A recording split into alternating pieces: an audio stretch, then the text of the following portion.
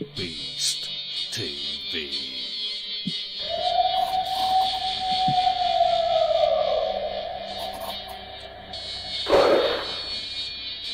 What was that?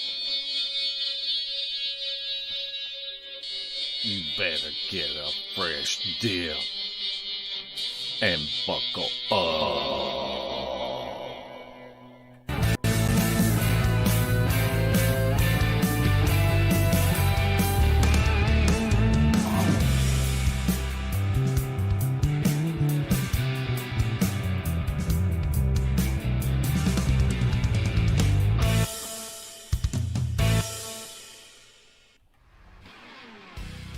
Larry Porst II, how you doing tonight?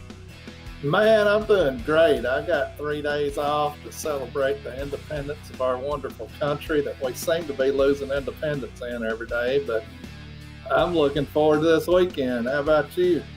Yeah, I'm doing fantastic, and I'm just so excited about tonight's show, and I love our chat room.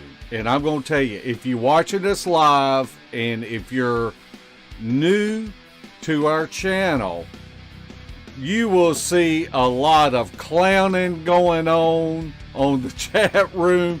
Look, just feel free to jump on in. Everybody's harmless on there, and everybody wants to have a good time. So just feel free to jump in on that chat. And I see Miss Michelle has already gifted us. We thank you, Miss Michelle. Where's this money go? I ain't seen none of it. I don't either. I think YouTube gets it all.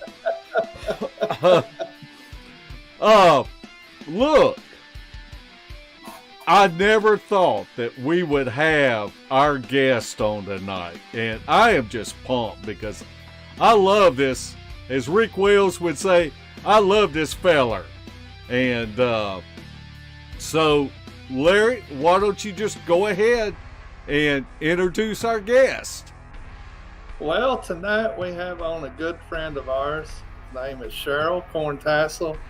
We've spent several evenings, days in the woods, trouncing around looking for these big hairy creatures. How are you doing, Sheryl? Doing well. Thanks for having me. How are y'all?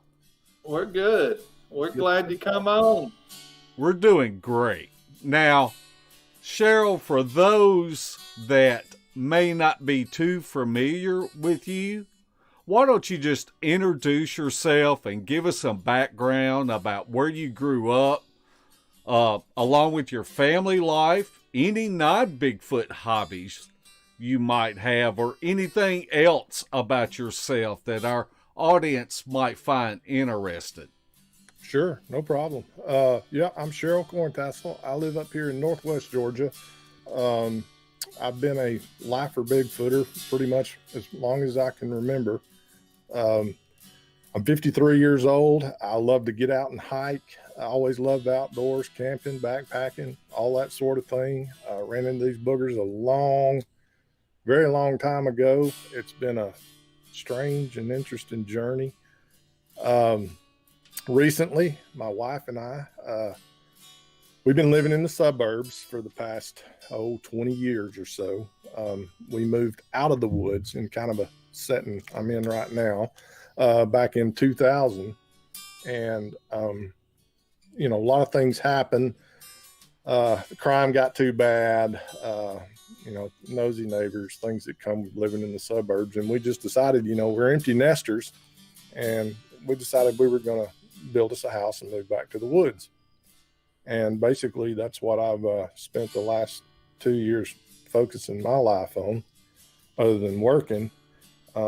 Sure, it takes away a lot of my Bigfooting and camping and outing time. Had to miss a few. It breaks my heart to do that, but had to take care of the family and the homestead first, and get back to what I enjoy, which is being out here, among all the wildlife and things like that. And that's pretty much it. You have recently had some activity that happened there. And as our audience can see, Sheryl is on the porch and he has his camera feed pointed straight to where this activity happened. That's right. So who knows what might happen tonight? Very probable. And so why don't you just tell us about what happened? Well, got a phone call from a good friend of mine. Haven't talked to in a very long time. Tim Coombo Baker. And let me tell you something. When Tim Baker calls me, he's got my attention. And him and I, we sat up here, and I come out here on my porch. This is where we talk on the phone. I'm back in some hills up in here, up on the side of a hollow, and 2 miles from the Coosa River. And we got a lot of creeks that flow through here, and they swamp out as they get closer to the river. And I knew for a long time now that, you know, we've had Bigfoot activity around here. Well, I was talking to Coombo, and at 12:30 on the dot, I'm sitting here on speakerphone, just like I am right now. It's facing this way. And I hear a noise right down here in this draw behind me. A little wet weather creek, you know, it's usually just a trickle. That there's a rub line right along the side of that creek where the deer come through. And I just, you know, thought it was a deer coming up through there. They do it all the time, deer, turkey, all kind of wildlife. And I was sitting there, and it's getting closer and closer. I told him, I said, Coombo, hang on just a second, man. I got something walking up through here. And then, you know, it was kind of like a shuffling. It was real soft. It wasn't anything heavy or aggressive, anything like that. It's coming up that creek. And I said, just listen for a second. And sure enough, that thing turns and it makes a beeline straight for me. And something's walking up through the woods at 12:30 at night out here, straight at me. And I immediately stood up. I mean, what else you gonna do? And I said, Coombo, I got something walking straight up to me right now. And it stopped just inside this tree line right here. I mean, right behind this post, about 30 feet away back there. And it started just kind of shuffling and sounded like it was kind of walking in circles. And I said, Coombo, that Boogers up here. He's here. He's right here in front of me. And Coombo, he's automatically, go inside. You got a flashlight? Go get your flashlight. And, you know, he got excited. I was excited. I was concerned, you know, and I've had them kind of do something like that before, but much further off. I've never had one. Well, I can't say that. I have had them approach me real close, but this, you know, out here by yourself like that, I was a little nervous. And sure enough, I went in the house and started looking for my flashlight, and I was probably in there 10 minutes, and turned around, came back out here, and went right to that post and leaned over and lit him up. And when I was coming across, I could hear him. He had turned around and was walking back down the exact same direction he came from. And when I turned the flashlight on, it was an 800 lumen flashlight, and lit it up out there, he did something I did not expect. I was wanting to catch just a glimpse of him walking away. And he turned around and came right back straight up towards me again. That was what was so, you know, alarming, if you will. And he walked right back up there. He did the exact same thing. And he got behind some foliage. And there's 3 trees, real small, you know, 2-3 inch trees behind that foliage. And he just kind of would circle around. And then I heard him, he turned, I couldn't see him. I could not see him at all. I mean, I had it lit up and I was looking for him. And then all of a sudden I heard him grunt. And when he grunt, he turned to his left. And that's when just this side of his face came out of the trees, and I could see his shoulder, and his back was to me. And I got a pretty good look at him, and he was a sort of a brownish tan color. And because he was on a downslope, it was really hard to tell how tall he was. And the only guesstimate I could come up with was probably between 6.5 to 7 feet tall, somewhere in that range. And he didn't have all the big heavy bulk or anything like that. He had that Chewbacca look, sort of. But he had that, but I did catch this side of his brow and his jawline. And it had those, those ape features to it a little bit. And he was real muddy and dirty, like he had been rolling around in the leaves and the mud. And I guess, out here, the mosquitoes are relentless, and that's probably why. And, but he just gave a real soft kind of grunt. I mean, it was much, much, much lower than that, just barely audible. And then about that time he did that grunt, I heard right up here on top of the hill, a deer snort. He blew, and it dawned on me. And this whole time, Kumbo's on the phone. He's going, Sheryl, it's because we're talking loud.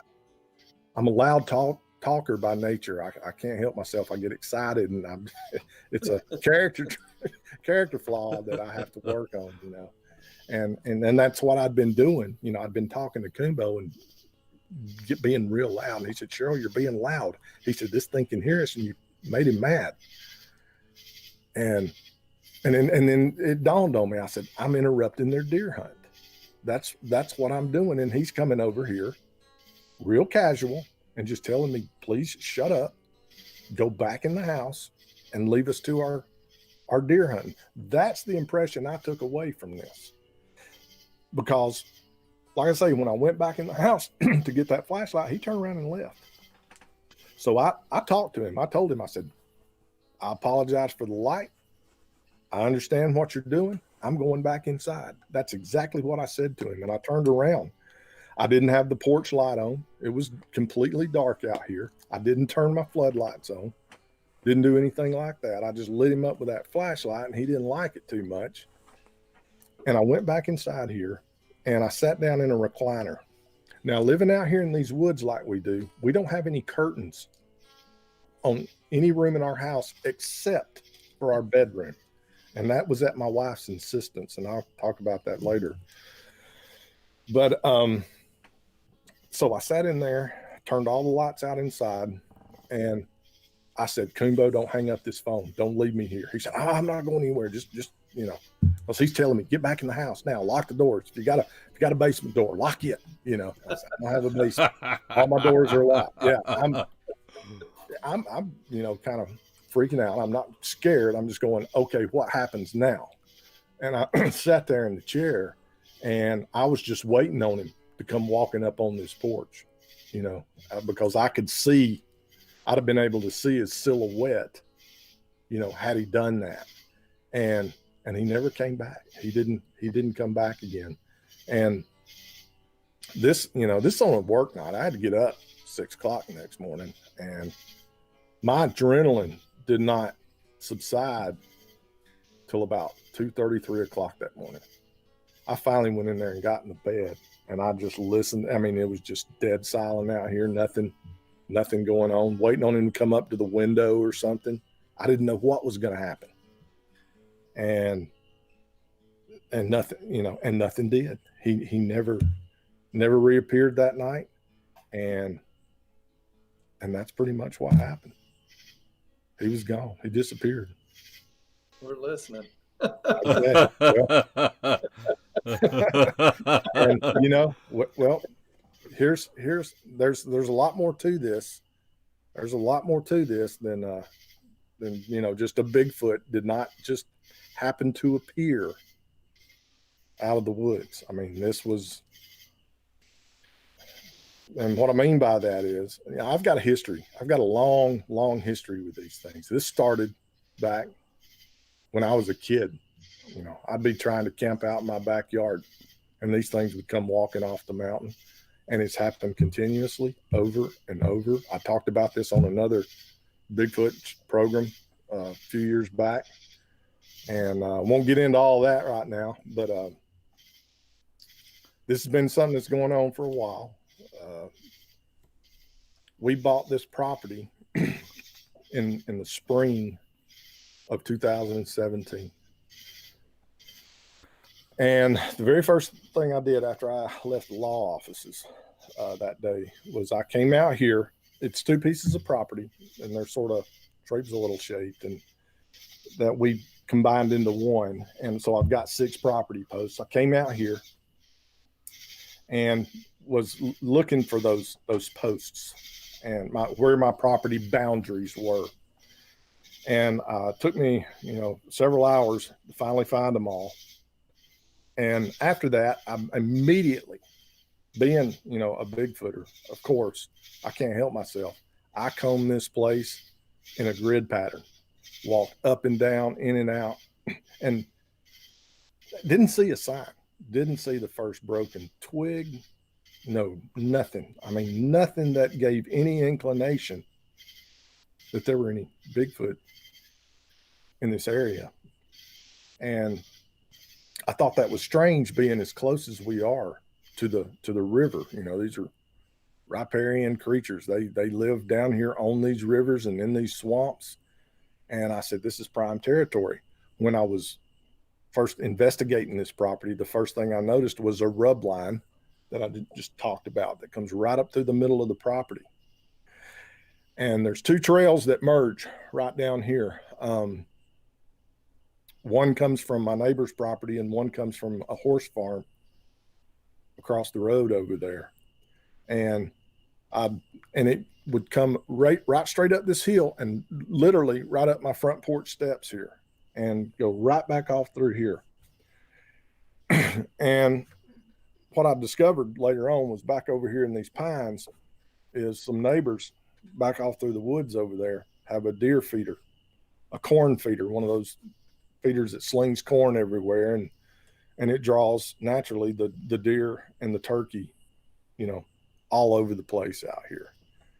And this is their main path through. There's a lot of edibles down here on this creek line that they eat. They work their way through here back and forth. I've got about 350 acres of cutover on the back side of my property out here that goes for, it's a much larger tract, but we had a pine beetle infestation up here, back around 2015. And when a timber company owned it back there, and they cut it all down, and now it's just all cleared out. There are no houses back there for probably a good 1.5 miles or so. And anyway, these deer are coming up through here, and they're eating out of this feeder. So this is a prime, food resource for them. And like I say, nothing happened for the longest time. And time went by, and I was looking and looking and looking. I said, there's nothing coming through here. And I was okay with that. And then back the very first inclination I got, as hard as this is to believe that they were here, I'd got a text message from you, Mark Newble, in September of 2018. And it was when me, you, and Larry and Matthias decided to go scout out some Daniel Boone. You remember that? Yeah. Yeah. And Mark, we were getting ready and planning, and Mark sent me a text. And just before I received that text, I was up here fixing to cut down some of these dead pine trees out of here with a chainsaw to get the fat wood. And as soon as I reached down and grabbed hold of that thing and started to crank on it, I hear a tree up here just pop, snap, come crashing down. And I'm like, okay, we're in a pine beetle infested forest here. That's probably very natural. But I texted Mark. I was excited. I said, man, I just heard a tree drop, Mark. I don't know if you remember that. I do remember that. Yes, I did. I said, I heard a tree drop. And then you and I got done texting, and 45 minutes later, on this end of the property, I hear another tree drop. And I said, okay, that's unusual. Yeah. They're here. I was certain that that was their first calling, you know, leaving their calling card. And since then, it's been the way it goes with these Bigfoot. You know, they're very subtle. You know, we all know they're shy creatures. They're very subtle. And, you know, a lot of smaller things started happening. You know, weird stuff. That's when I first started noticing the, you know, sign on the property, broken trees, broken branches. Right after that, I had gone down to meet my, the guy. I'd finally figured out where I was going to put the house, how I was going to cut the road in here, because this is steep and hilly. And I had a hard time with that. And I had a guy help me. The guy came out and was going to give me a price on what it cost me to cut a road in here. And I had to park down here on the road. And I was parked out there one day waiting on him. Guy shows up, gets out, shakes my hand, introduces himself. Hear another tree drop right across the road. And he looks and he says, wow. He said, how often does that happen? I said, you'd be surprised around here. And I was just like, wow. And another time, you know, that's what I was doing. I was up here cutting out trees and stuff like that with my chainsaw all the time. And then they came in, they did all the grading, they cleared off the lot, nothing happened, you know. And I was walking down the driveway. I'd pulled up here at the top of the hill, parked one afternoon, and I'd walked down here and I'd heard something.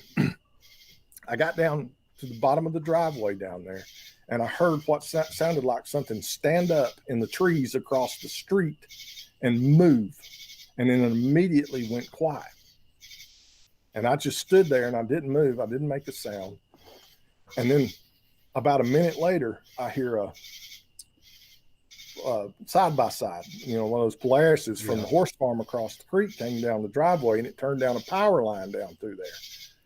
And now this thing was kind of stuck in between me and it. Now I still wasn't sure, you know, what it was. I just knew something had stand up, took about 3 or 4 steps, and then I guess it just dropped to the ground and went silent. So I decided not to do any wood cutting down there that day. I said, you know what? I may have this thing hemmed up. Better go back up, you know. And pretty much, you know, not much happened after that. Things got real quiet. And then they just sort of gradually, over time, you know, started making their presence known. And the real kicker, I guess, was, well, when we started building. That's when we started doing the construction out here, was when the problems started with them. And I think the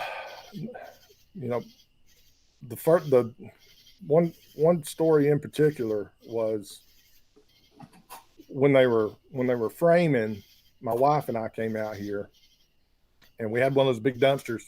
We were just picking up trash out of the yard, you know, after a day of construction, and throwing it in the dumpster. And this was in August. You know, it's around 6:30 in the evening, still full daylight. And all of a sudden, way back off over there in the direction of the river in the swamp, we hear a howl. And I've heard 1,000 Bigfoot howls, and I knew immediately what it was. And I don't like to bring this stuff on my wife, so I didn't say anything. And she just kind of turned and looked at me, and she said, "What was that?" And I just kind of cringed, you know. And I said, "Lord, that was a Bigfoot."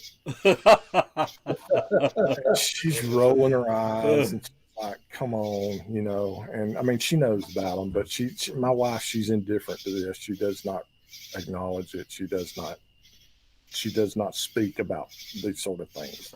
You know, we had them on our property back in the 90s when we lived out in the woods before, and she just ignored them. And And by the way, if you don't want a Bigfoot to mess with you, that's probably the very best thing you can do. But I can't help myself. but later on that night, we got home and we were, figuring up all our construction costs and doing the math and getting things in order. And she just kind of turned to me and said, I want security cameras at both our doors so I can get on my phone, open an app, and see who's at my doors 24/7, 365. And I said, yes, ma'am. And I sat down right then and there and I ordered 2 security cameras, which I still hadn't put up. So yeah, and that's what I did. And here and there, we would I would notice things like I would pull up here and there would be a huge log. I'm talking 20, 30 feet long of a dead tree laying in the middle of all the construction. And I'm going, what's this about? And, I knew who did it. And I called one of my contractors that day and I said, did you see this log laying up here in the yard? He said, yeah. I said, I asked him, I said, did y'all know anything about that? We got there about 10 o'clock this morning and it was laying there. But when I'd left at 7 that morning, it wasn't. So it came up there in broad daylight and dropped this thing. And it can, because up here it can't be seen, by anything. So they can pretty much go as they please. And then what the real kicker was when I did my plumbing. Hired a plumber, known this guy for probably 10, 12 years. I used to own a coin laundromat years ago, and he was a commercial plumber, and he would come in and do all my heavy lifting for me, plumbing wise. And, him and I, we played golf together and, we're pretty good friends. And he came out and was doing my plumbing for me one day. And, oh, man, I got a phone call at work. He's just cussing, just going off. And I said, what's going on, Chris? He said, I sent TJ, my helper, out here yesterday evening, to go under the house and lay out all your PVC pipe and your fittings and all your hardware. And that way we could come out here the next morning. I could come out here the next morning and just go in there and zip it all together. And he said, when I got here, I got here about 7 o'clock this morning, and all the PC pipe had been taken out from under the house and thrown into the woods behind your house. I said, you're kidding me. He said, no. He said, I don't understand. He said, oh, that's not all. He said, I crawled up under there and shined a light, and it had taken every single fitting and piece of other plumbing hardware, and it had taken them and put them in a pile in the furthest back corner under your kitchen. And he said they were all just piled up, just in a big pile back there. So he said, you still got those cameras out here? Because I had put security trail cams out to watch, for thieves and things like that. And I said, I sure do. And I don't understand, I can't tell this guy, yeah, what's going on, I said, I'll check the cameras, and I did. And, of course, I knew I wasn't going to see anything. Went through them, and I called him that night, and I said, Chris, I don't have an answer for you, man. I don't know what's going on. And he said, I think somebody's messing with us pretty hard, and they probably know where your cameras are, and they're skirting around them somehow. And, we had a big talk about that. So we just left it alone. And, and the plumber, he's got to come back, several times during the whole build process to do, the different, things they do. And he'd come back out there another time. And this was months later, after the construction had been moving along a good bit. And got another phone call. And this time he was madder than the first time he called. And he's like, man, he said, I don't know what's going on here. I don't know what's going on. And I said, what's wrong? He says, I came out here today and was working underneath your house. And I was crawling around down there. And all of a sudden I hear footsteps out in the woods in your backyard back there. And he said, I would crawl and it would walk. And when I would stop, it would stop. And he said, I would start crawling again and I would hear this walking. And then I would stop and it would stop. And he said, this went on and on. He said, finally, I just crawled out from under the house. And these woods back here behind me, they're pretty sparse. You know, it's not thick like you're seeing over, you know, you saw earlier over here. It's pretty thin back there. And he said, Sheryl, I got out and I couldn't see anybody. So I'd crawl back under the house. And as soon as I get on my knees and get up under there, this thing would start walking again. And he did it over and over. And he said, this went on for a good 45 minutes. Wow. And he came out from under that house 3 times. And he said, I went out there in the woods. He said, man, he said, I had a piece of pipe in my hand. He says, I was fixing to whoop somebody. I mean, he was mad. And I, you know, again, I can't tell this guy. And I knew what it was. I mean, I knew because I'd, you know, been just getting those little subtle hints and signs, and maybe that looks like a footprint over there in those leaves, but you know, but I was watching it, you know, things pretty close, and I'm like, okay, they're coming around now. And he quit on me. You know, I called him and he says, that place is haunted. There's something going on. He said, Sheryl, there should have been somebody in those woods and there wasn't. And he, you know, we had some back and forth. I said, no, you can't quit on me now. I mean, so you're dang near done with this job. You don't have that much more to do. And we got in a big argument, and, you know, and he's like, no, and then I talked him into it. I said, all right. He said, okay, I'll let things calm down. I'll come back there, finish what I need to do. Because he was doing a whole lot of work for me. And, you know, it just got to the point to where I couldn't get him back out there anymore. And he just wouldn't, then it got to the point where he wouldn't return my calls. And so I had to, finally, I just fired him and went and got another plumber. I said, look, I got to get this house built. I can't. And he just scared to come back out here. And I don't blame him. And so that cost me, an extra $2,800 to go get another plumber to clean up somebody else's job that they had already started and walked out on. And, you know, that was not good. And when I also built this house, I had my electrician. I'd heard this. I learned this from the Outlaws, this trick. I said, I want all 4 of my corner floodlights run to a single switch in my house. That way I can flip it on and they'll all come on simultaneously.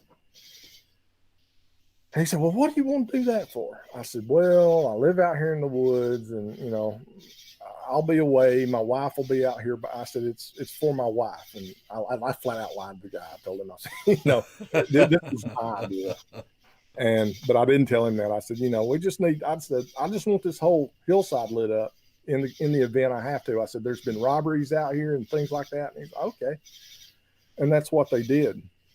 And so I've got a switch in my bedroom, and I've also got one at these double doors over here. And if you flip them on, those floodlights will come on. But you know, my thoughts was to not, you know, use those sparingly. I've only had those lights on for, you know, of course we tested them and all that stuff, but I've only used them one time, and it was after dark when I was out here working in my yard. And I intentionally keep those lights turned off because I don't want to disrupt with those lights, you know, what's going on out here. My whole position has been from the beginning with these things to live as peacefully and amicably as possible with them. I don't want to come out here and put any kind of pressure with cameras and lights and things like that. So I don't turn them on at all. I also had him install at my double door that goes out to the side yard where we pull in motion sensor, the lantern style motion sensor lights that sit on either side of the doors out there. And they're programmable. You can set the range of movement on them. You can program that, how long the lights are on and off and things like that. And use those for a while. You know, when we leave and we come back after dark, it's pitch black out here. You can't see anything. That's the only time I turn them on. And we don't stay out too late, you know, these days anyway. So I just shut those off entirely, altogether, because I would be sitting in here in my living room, you know, we're watching TV, and they would come on late at night, you know, and that's kind of unsettling in itself. Yeah, it could be a raccoon or a possum or a cat or a dog or whatever. But when those lights come on, you know there's something out there. And when you got Bigfoot hanging around your property, you know, you get that pucker a little bit. And so I just shut them off. But let's see and then. Well, let me ask you about this, because I want to go back. All right. Now, Miss Lori, your wife, there was really no reason for you to have curtains in the house. Right. And she had something that was suspicious to her happen one morning while she was getting ready for work. And so you had to put curtains in the bedroom. In the bedroom, yeah. I mean, you know, because like I say, you look out our windows and all you see is a sea of green. And even in the wintertime, when there are no leaves on the trees, you can't see anything at all, period. And yeah, one day I came home and she's like, we're putting curtains in our bedroom. And I said, okay. And she said, when I'm getting ready for work in the morning, she says, I can feel eyes on me out there. And I was like, I knew what was going on. I was like, okay. So we went and spent $125 on bedroom curtains. And sure enough, and I got a video of it out here on a Facebook page. I did a little video. Sure enough, I came home from work one day and I walked right up here in the woods, and sure enough, there was a blind right up here on the side of the hill. And you know, if you know anything about Bigfoot blinds, they don't make a big blind like you and I do turkey or duck hunting. You know, they just lay a few sticks down, and that's all they need to break up their outline, because they, you know, can literally get into this, you know, foliage and stuff and disappear. And it was about 200 feet. I measured it, sitting off the side of the road. So I just left it alone, and we put curtains on there. You didn't really want to put them curtains on there. No, you were trying to pimp out your wife to Bigfoot, wasn't you?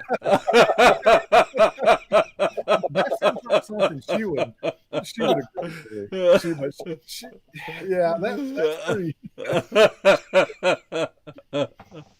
Yeah, that was pretty strange. But the activity, it really, after the plumbing episode, it didn't ramp up again until in the winter. You know, we moved in here on March the 1st, and when back during the winter, I was coming out here, and I came out here on a Saturday, and this was right before Christmas, and it had rained. This was the week, so it started raining on a Sunday, and it did not stop raining until Tuesday, 2 days later. And I was off work. I take 2 weeks off during the Christmas break, and I was out here working on the house. And I was out here painting ceilings one morning. Right below me, right here on this very post you see, underneath the porch is a nail. And that nail's there where I would take my side double door key over here and hang it for my contractors. When all my contractors come up here, that's how they got in the house. I just go get it out from under the nail, under the porch down there. And I'd only had 2 sets of keys at the time, and I'd given my wife one, or given her my set. And when I got out here, I was like, okay, I got to use this key because I didn't have mine. Came out here and painted all day long. And it was wet and rained and rained and rained. And the rain didn't stop till around 9 o'clock that night. But what happened was I was out here, I guess about 5 that afternoon in the pouring rain. We had, a water line running up the driveway, and we just had a piece of PVC pipe sticking up out of the ground with a spigot on it. And that was my only water source. And I was out there washing out brushes and cleaning them and things like that.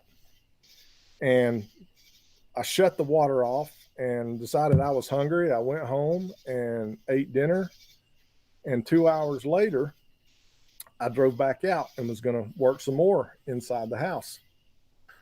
And I guess it was finally around about 10:30, 10:45 that night, I was worn out. I said, I'm done. And so I packed everything up, shut all my power lights out. I had the big lights in here working by them because I didn't have electricity hooked all the way up. It was on a pole out here. And I left and I walked out the door, and I can hear this water spigot out here had been turned wide open, and there was just a river, a creek literally going down my front yard. And I was like, what the heck's that water doing on? It didn't dawn on me. And then I was like, ooh, and I went over there and turned it off.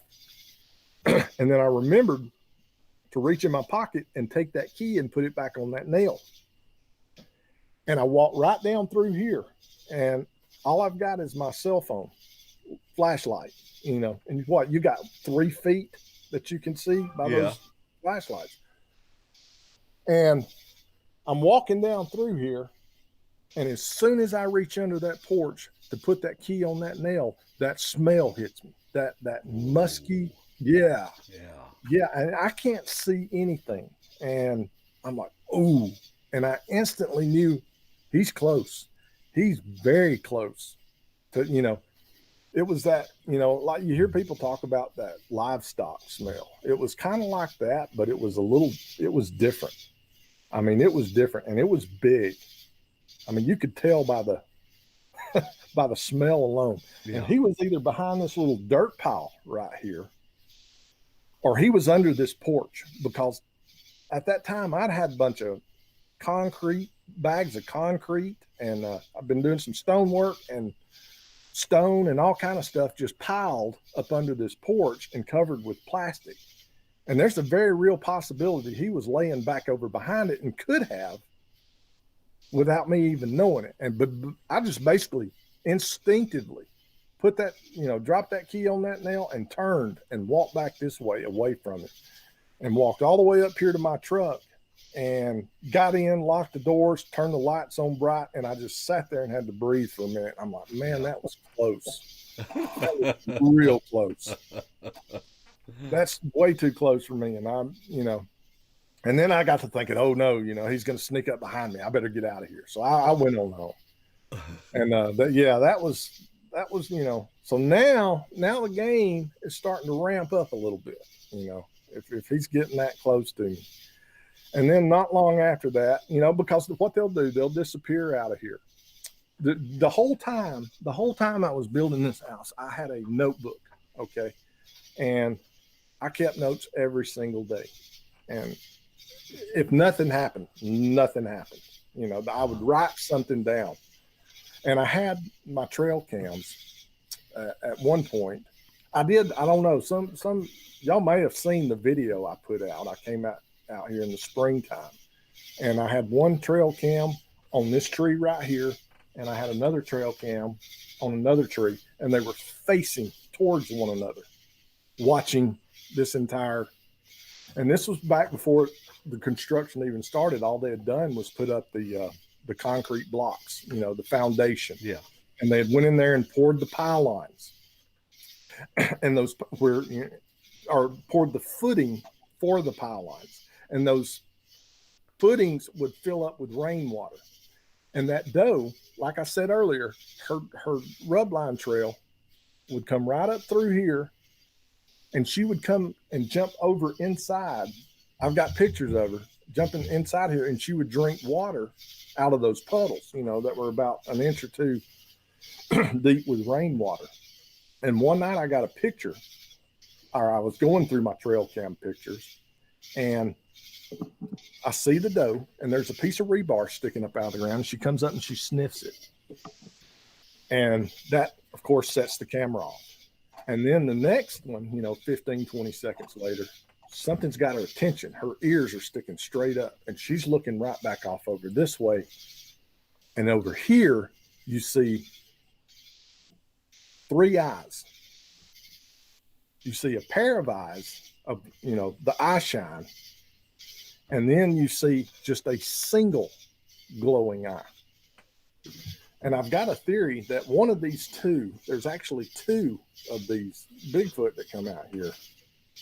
I think one of them's blind in one eye. And I'll get into that. But so I see these 2 lights, and then I see another one over here.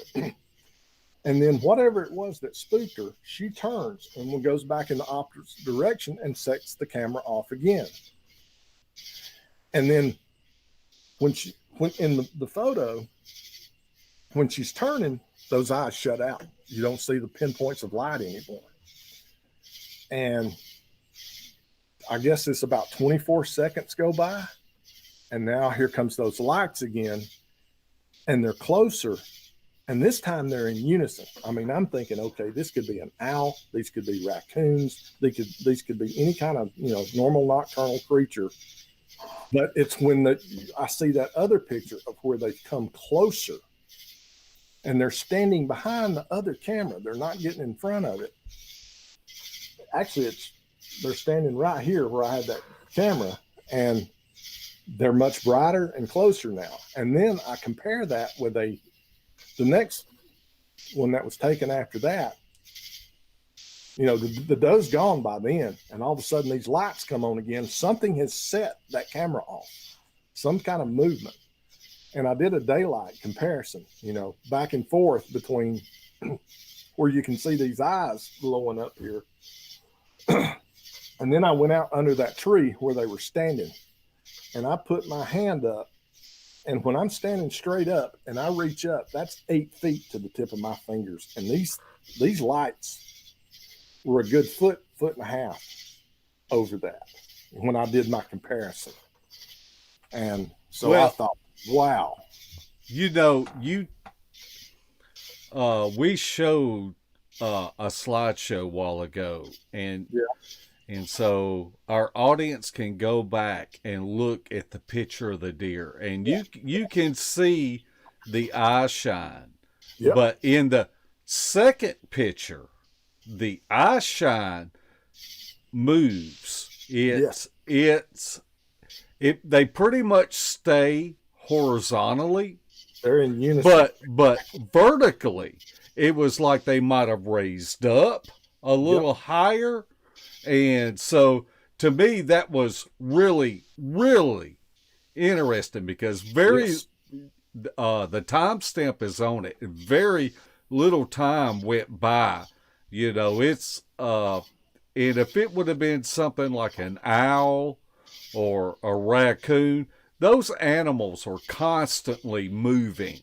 Yes. And it got my attention. So it was just kind of like that eye shine, if that's what it was, just changed in elevation, like it might have been hiding under cover when the deer noticed it. And then after the deer ran off, it kind of raised up a little bit, Yes. all three of them.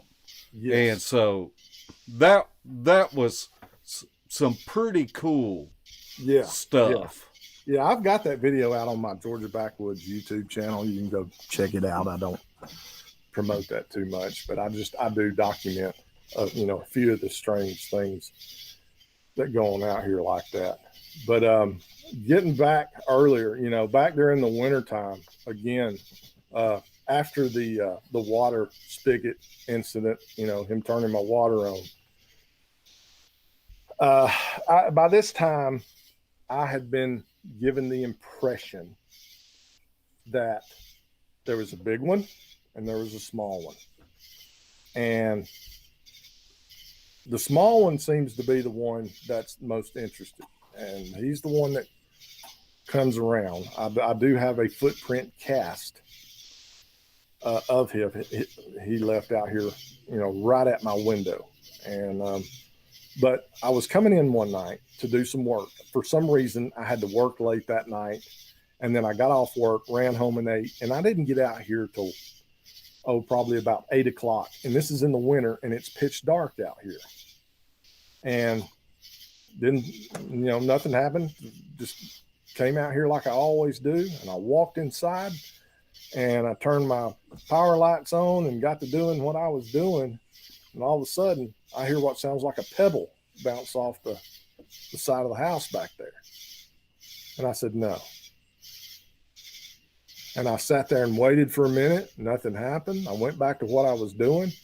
Here comes another one. I hear a second one. I'm going, okay, something's there. That little one's back there throwing rocks at the house.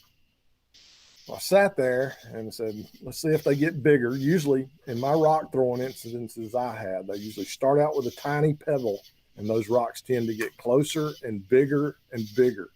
And I was just waiting to see. And sure enough, man, here comes one, bam. And it's louder. And I just simply turned around, walked out those double doors onto that deck right there. And I leaned over in the darkness, didn't turn any lights on or anything. And I told him, I said, please stop throwing rocks at my house. And may have thrown in a few expletives along the way. And you know what? I went back inside and worked, and I didn't get another rock thrown at the house the rest of the night. I just, it's like some errant child, just coming up being a pest. And that's all he was doing. He was trying to get my attention. And that's how I view it. And I just went out there and talked to him just like I would the neighbor's kid, hey man, quit throwing rocks at my house. And so, that's kind of just give you an idea. That's the direction I'm going, with these folks that live out here. And they still, and from time to time, they'll disappear. They'll disappear for a couple 3 weeks. But anyway, let me get back. I was talking about how I kept notes in my notebook. I'm kind of scattered and getting off track here, and I apologize for that. But anyway, I'm taking notes. I had a security camera down here on my driveway. That way I could see every car that came in and the driver. I had it positioned and camouflaged. And then when they left, I got a picture of their license plate. And the way it was sitting, it just so happened to be pointed at the deer trail I mentioned earlier that comes across and meets up with the one from across the road down here in the woods.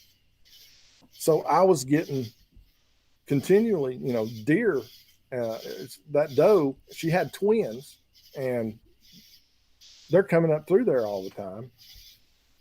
And so I decided, I started writing down, when I'd get up here, there's a tree bow. Where'd this tree bow come from?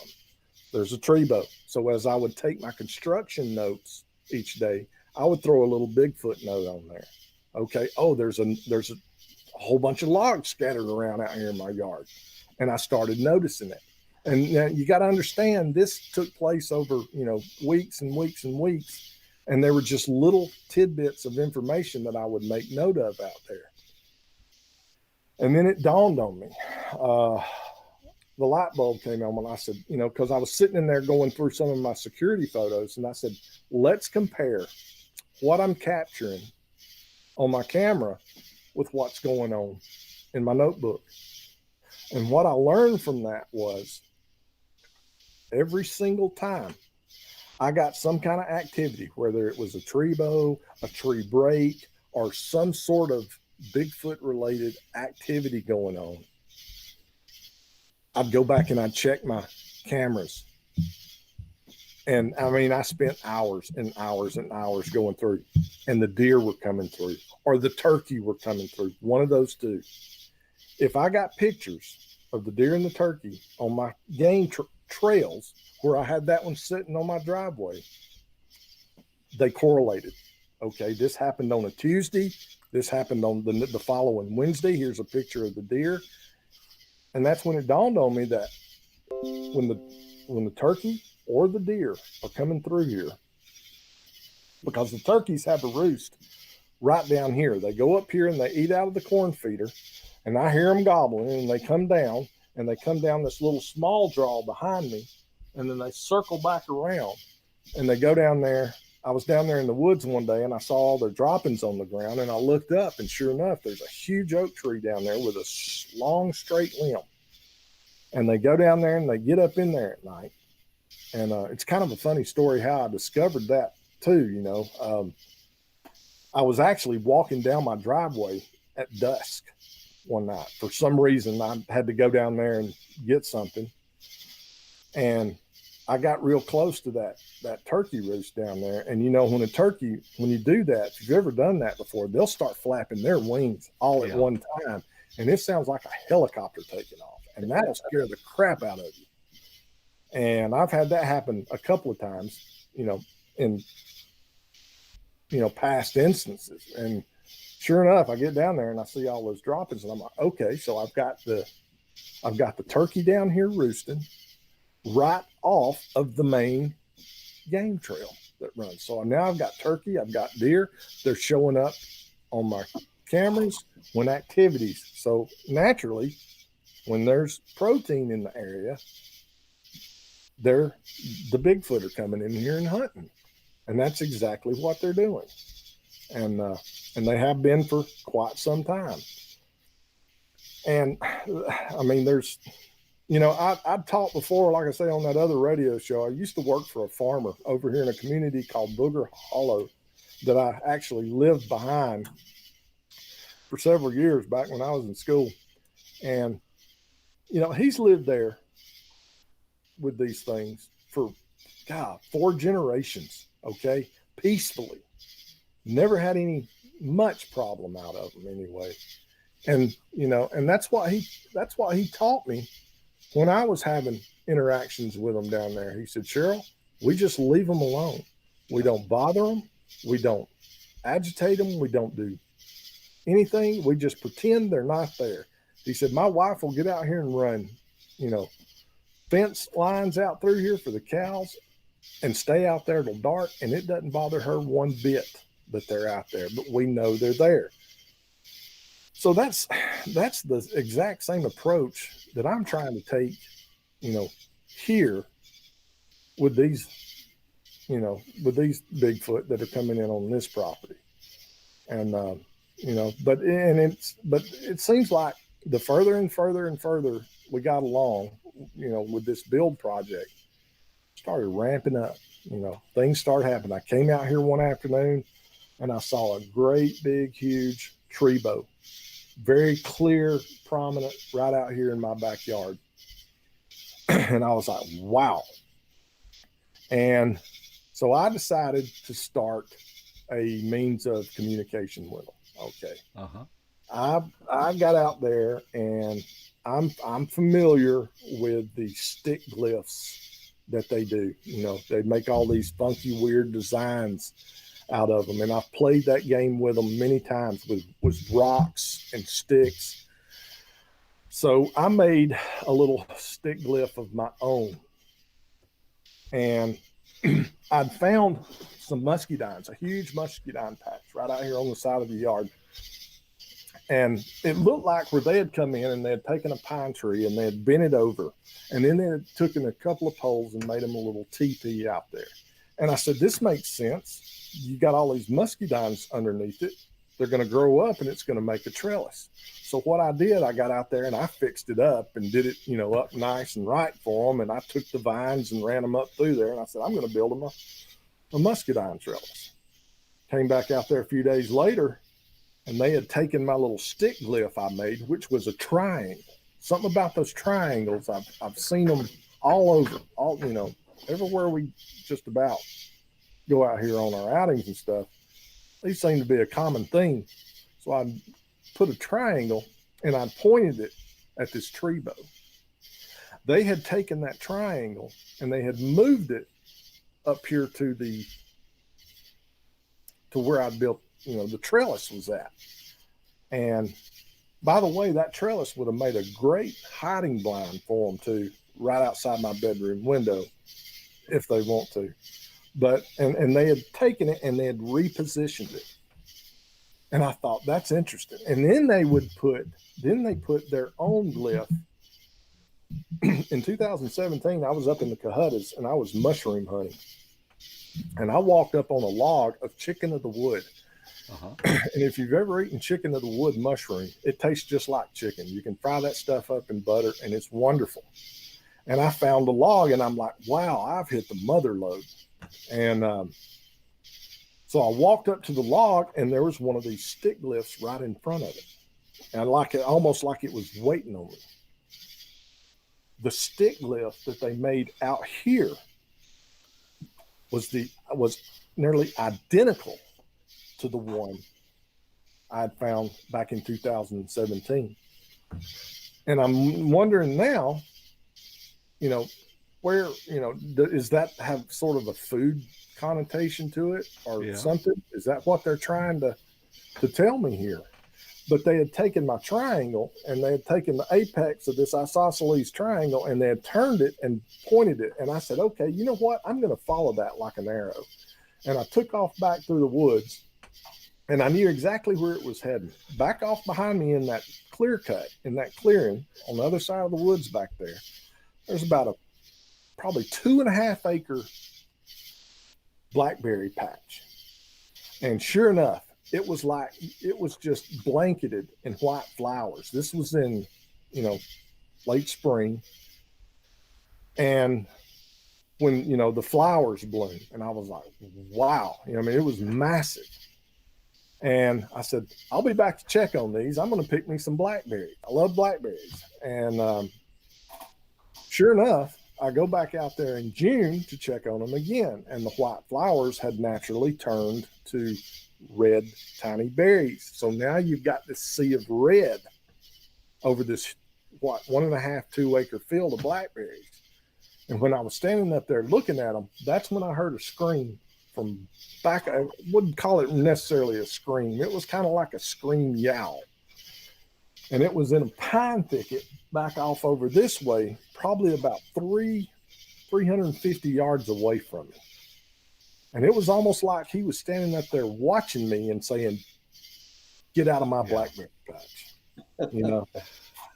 So I just politely turned around and headed back down. And if I'd had a recorder on me, that would have been some great audio.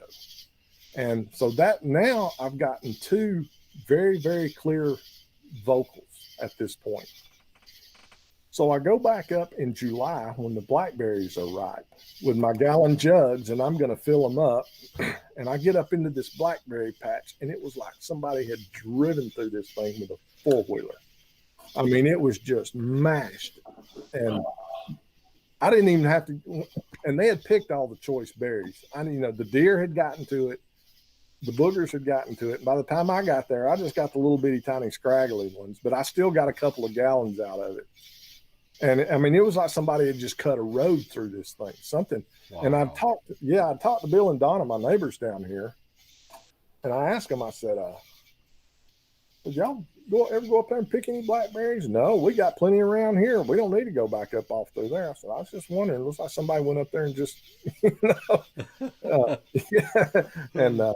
And I wonder, I haven't really gotten into it with them yet. I wonder how much they know, because after this incident that happened right here, a week ago Monday, I heard Bill out here shooting his gun.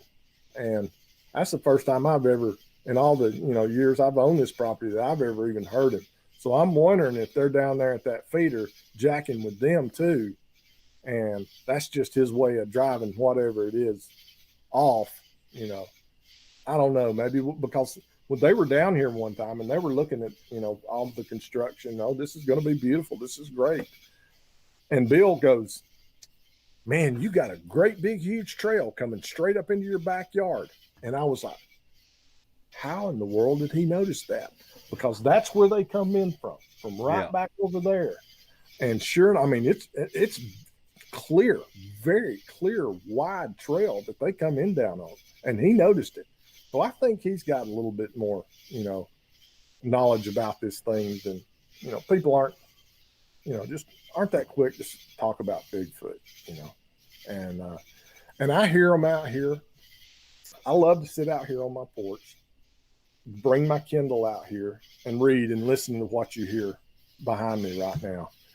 And I can tell when they're coming through in a large group, because like I say, you got 2 horse farms. You got one across the road. You got one over here. Then you got a goat and a sheep farm down here. That's all just farmland out here. And you'll hear them going back over the hill across from me through those woods and circling them. And all the animals will start going off. You'll hear the sheep, you'll hear the goats, you'll hear the donkeys. And then when they get to the horse farm, all the horses are stampeding and running and, neighing and whinnying. And it's like you can track their movement sometimes when they're coming through. And I wonder how many other folks out here notice that. And we were talking earlier about, I was out here in the yard working a while back, and a guy comes walking out of the woods back here, young guy. And I say young, he's in his 30s. Anybody that's 30 or younger is a kid to me. And he comes walking up. And he introduces himself. He said, look, man, I'm sorry for trespassing and all of that. But he said, my folks live down here through the woods. And him and I introduced myself and we got to talking. And turns out this guy's an archaeologist. And he just got a divorce and he was in a custody battle. And, it was kind of ugly. And he said, I'm spending time down here at my folks' house with them until I can get my, situation straightened out. Uh-huh. And he said, I'm going to be here a little while. And I just want to come down and introduce myself. And he was telling me about how he was showing me all his pictures of his archaeological digs. He studies Mayan ruins down in Belize. And we talked for a couple of hours. And we were sitting out here. And he said, he said, I just spent 14 months in the jungles of Belize. And he says, I hear things out here like these coyotes howling and stuff that I've never heard in that jungle down there before. And I said, yeah, me too, buddy. I know exactly where you're coming from. But, we didn't go off on the, the Bigfoot thing or anything like that. But he's like, yeah. But he was just making it clear that, man, there's some strange noises going on out here. Oh, and another incident I had recently, right after we moved in, we had a direct TV come hook our satellite dish up. And this was this is in early April. We had shut down our plant where I work for the COVID. And I was working from home and kind of had to set up just like I got here now. And so everybody, we're still getting paid, thank God, and was working from home. So I had the satellite guy come out and hook my satellite up. And he pulls up in the driveway.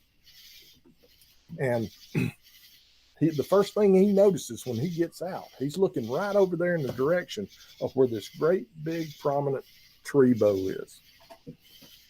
And it's pinned down with a log.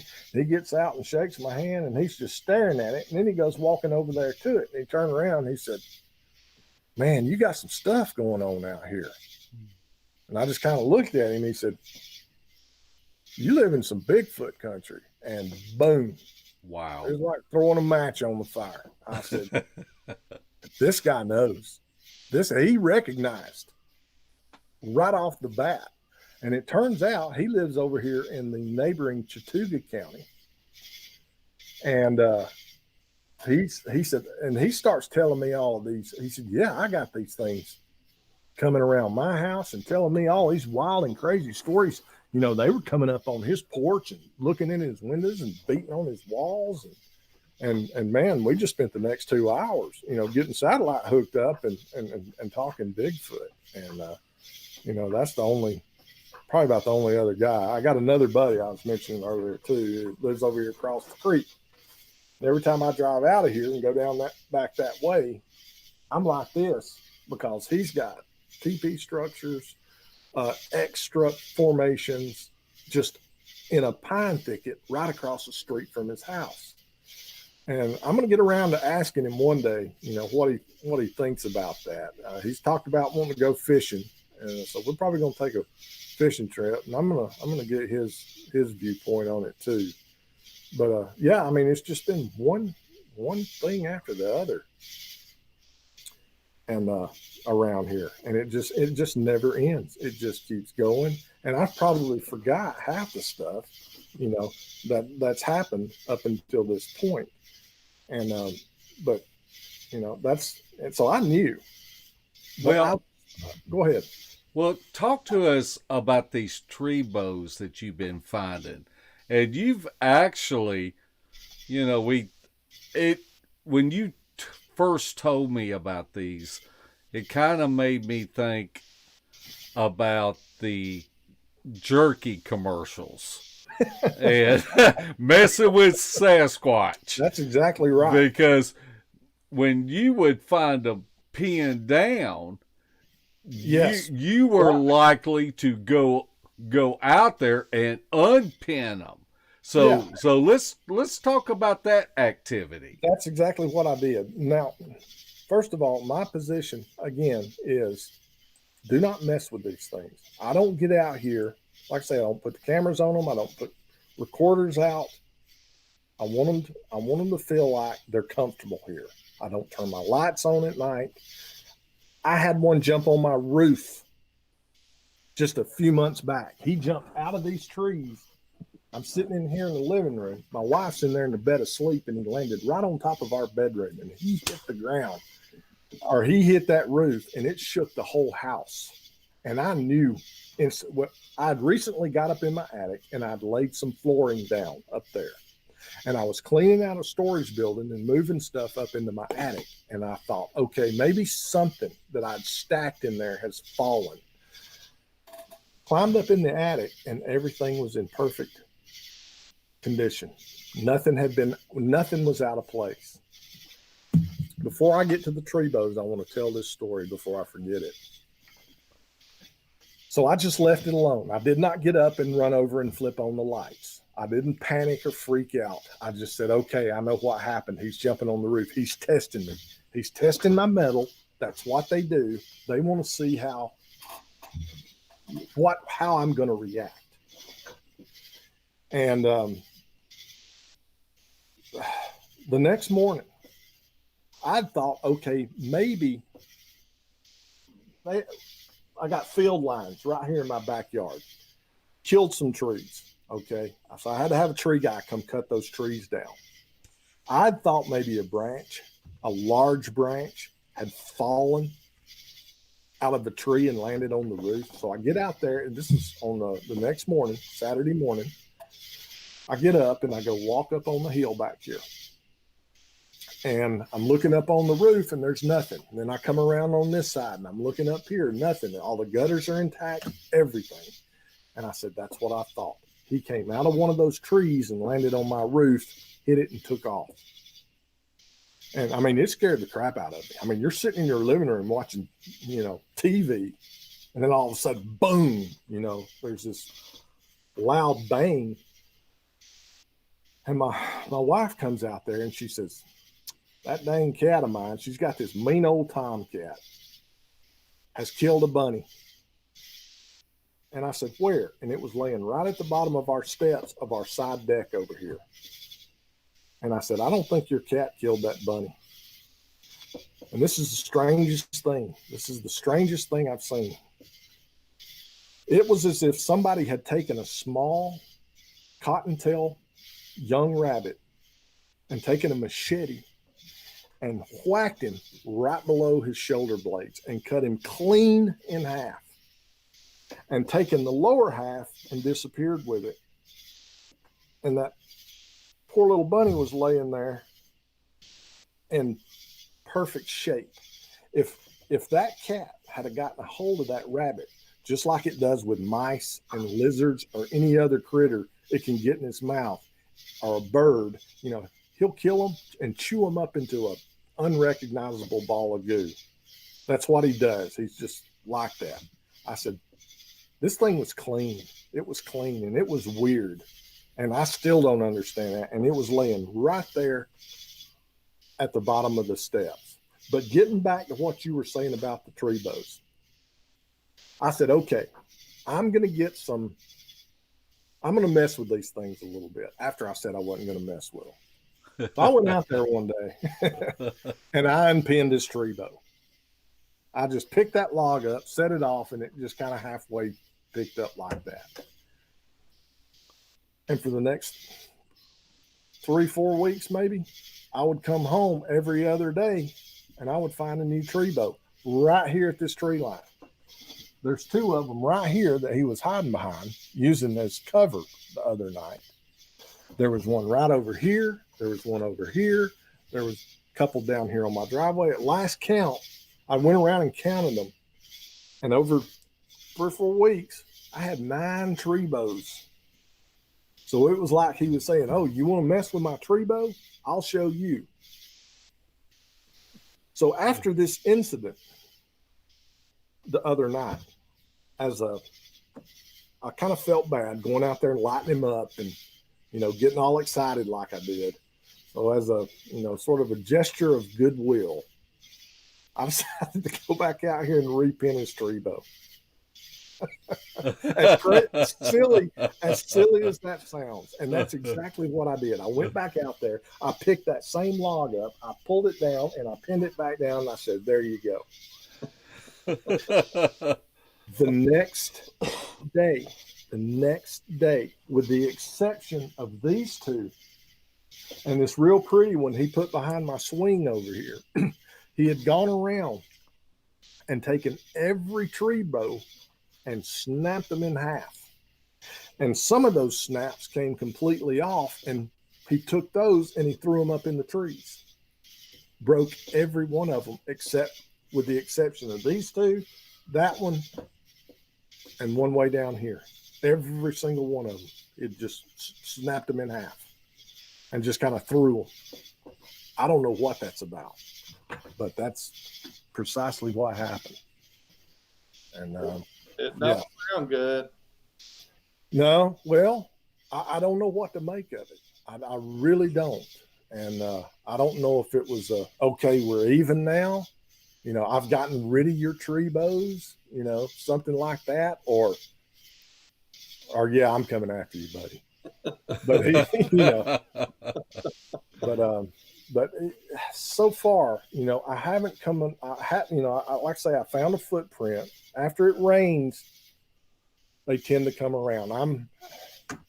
You know, I think it's the book of Matthew that tells us a wise man builds a house on stone. There's a parable about that. Well, it doesn't say anything in the Bible about how you get grass to grow. So I'm having a horrible time getting grass to grow up here. It's still all that just red clay and chert. And I've been struggling with it real bad. So I've got mud, and when it rains, man, it gets muddy out here. And sure enough, I came home, and I've gotten into the habit now. I come home every day, and I get out of my truck, and usually I'll hear a tree knock way back off in this pine forest, back off over here. And, you know, here he is, because they did that all throughout, you know, the build process. When I would show up out here to go to work and do something, I would hear them, bam, give one of those loud tree knocks. And I've lost my train of thought here. But I forgot where I was going with this. The footprint. Yeah, the footprint. Sorry. It's getting late and I'm tired. Anyway, I come home, I'm doing my rounds around the house, and I'm looking for new tree bows. I'm looking for new structures and anything I can find. And sure enough, right outside the bedroom window, not 10 feet, is a small footprint. And I've got, like I say, I've got the cast in there. And I mean, he'd been coming up looking in our windows because, you know, all through this, since we moved in on March the 1st, we've had an exceptionally cool spring this year. It's been really cool, you know, getting in the high 50s, low 60s. We hadn't even had to turn our air conditioner on until June. So we just leave all the windows open and let that cool night breeze come through here on this mountaintop, and it'll cool the whole house off. And I know he'd been coming up, you know, and sneaking around, but sure enough, he left me a footprint out there as confirmation I'm here. And of course, I went out there and casted it and dug it up and took it in here and washed it off. And right after that, we went on vacation. We went down to Orange Beach, Alabama the other week. I did set my cameras out for security when we were on vacation, you know, just so, you know, people could possibly coming in and out while we're gone. But that morning, we left on a Sunday morning, and we get up that morning, and my wife looks over at me and she says, "Did you hear that turkey laughing last night?" I said, "What are you talking about?" I said, "How does a turkey laugh?"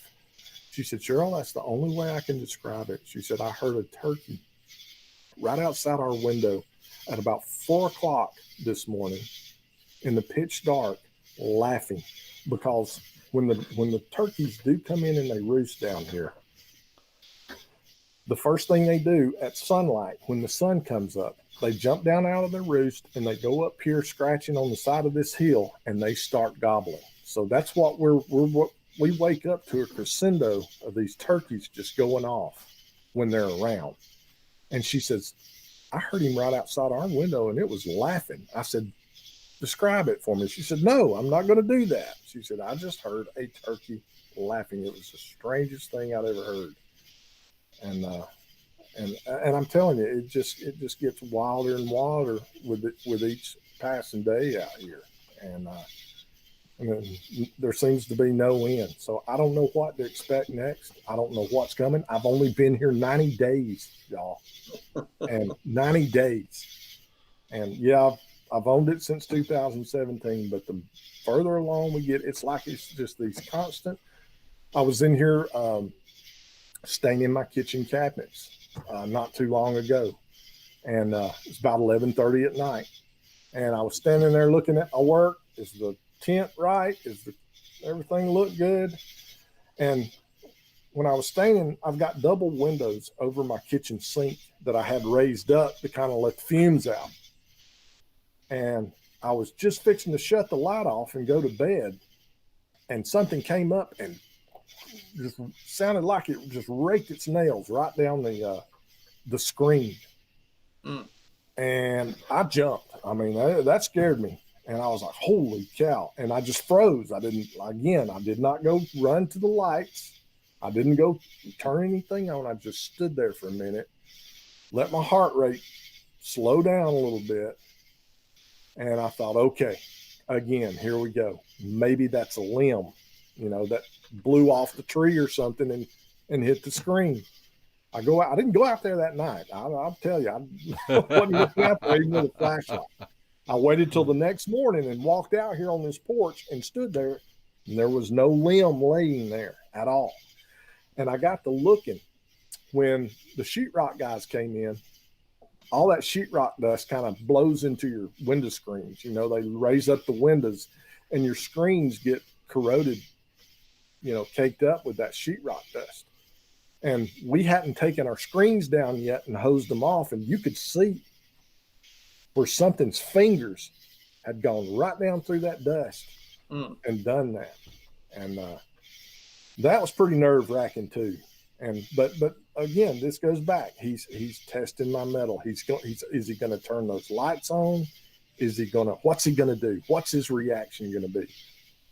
And go ahead. I got to ask you, what does your wife think about? I know you say she tries to ignore it, but you cast a print right outside your window. You've got the fingers going down the screen. Y'all, I've kept all that from her. I have protected her from that. Okay. Because now, here's my wife's position on all this. I don't want to talk too loud about her, or she'll be out here fussing at me. But her deal is, if you and I were sitting at the dinner table and you asked my wife if she believes in Bigfoot, she would be like, my gosh, no. How could you even ask me such a thing? Bigfoot does not exist. Bigfoot is stupid. That's her position. Right. But I didn't have any choice but to tell her about this, okay? I told her, I said, I got approached because she asked me, what were you getting so loud about out there the other night? You woke me up. And I told her, I said, Lori, this thing walked up to the edge of the yard and stood there.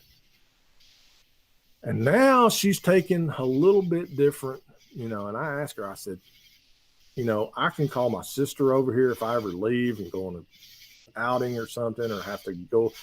She says, I am not scared of Bigfoot. She said, I am afraid of bats. She said, I will jump up and down and pee myself and scream and throw a fit if a bat comes around. But I am not afraid of these Bigfoot. And that's pretty much her. But then again, the next day, I'm putting some little pylons right over here, and I'm going to put some ornamental stone and cap them off. And I'm going to make a trail that goes all the way down through these woods right here to where I'm going to soon put a mailbox. I'm going to have me a little footpath along that deer trail.